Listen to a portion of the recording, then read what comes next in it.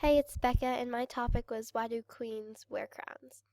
So, I had to make my secondary questions, and my secondary questions were do all queens wear crowns? Who was the first person that started wearing crowns? And why don't all Disney princesses wear tiaras? So, to go with these secondary questions, we had to just write down questions we needed to know to answer them. So, I wrote down where else do they have crowns? Does a queen have to wear a crown? Who started this trend? What time period did they start wearing crowns? What does the crown represent? Who created Disney princesses? And why do they wear tiaras and not crowns? So this is my introduction. So the overall structure to help me create my project was EYs, and EY stands for Evaluate, Wonder, Investigate, Synthesize, and Express. So after I evaluated and I wondered and that, I started my research. So the research project was a little bit of a struggle, but it was the most important factor of our project. And the reason it was a struggle was because we had to try to find reliable sources, and it's really hard to tell if a website is 100% reliable because you never know like if they're lying or not. So after you did your research, we had to synthesize what we wrote. So synthesizing was hard at first, but once you got the hang of it, it was really easy. To synthesize is to combine to form a new complex product. To synthesize my writing, I added lots of adjectives to describe how the scene really looked, like shiny gold crown instead of just crown. So the next few slides I will show you will introduce you to the information that I actually learned. So, early Mesopotamia. The crowns were normally made of gold, and the shape of them could vary. Also, the crowns could be made of cloth or metal and set with precious jewels or stones.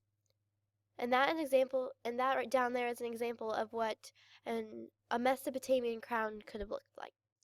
So after Mesopotamia came ancient Egypt. Kings and queens wore various crowns to represent the different offices and aspects of royal authority. Royalty used both crowns and scepters, and the scepter is the most ancient sign of authority. Egyptian crowns are most often represented as being very tall, with symbolic materials such as feathers that function to convey messages. After that, as the Assyrian monarchs. The Assyrian monarchs wore crowns similar in style of those of the Egyptian monarchs. The high, conical style was similar to the headgear of the priests and was essentially an elevated, dyed, and usually jeweled turban. So after that was Persia. In Persia, crowns were an important and highly individualized element contributing to the glory of a king. Each ruler wore his own distinctive crown that combined attributes of Persian deities, including eagles' wings and rams' heads. Streamers were sometimes added to these crowns. Next came ancient Greek. Greeks crowned the victors at the Olympic Games with laurel wreaths. The town in which the games were hosted provided head garlands made from branches of local trees. It appears that the crowns of leaves or flowers were also put on the heads of festival revelers. So this goes along with like saying they weren't royalty, they were just very high class now that they won and they were just better than other people now. So after ancient Greece was the Middle Ages. In the Middle Ages, crowns were of two sorts. A crown was an object of state and a headpiece to be worn by kings and queens signifying their power on feast days. There was also the diadem, the type of crown worn by Roman emperors and kings of pagan tribes. As state power mingled with the authority of the church, crowns represented secular power.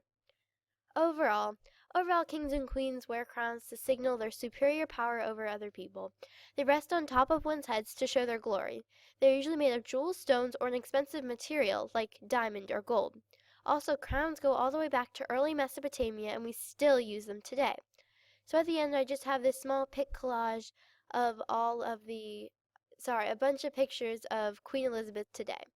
So that was my project and I hope you enjoy.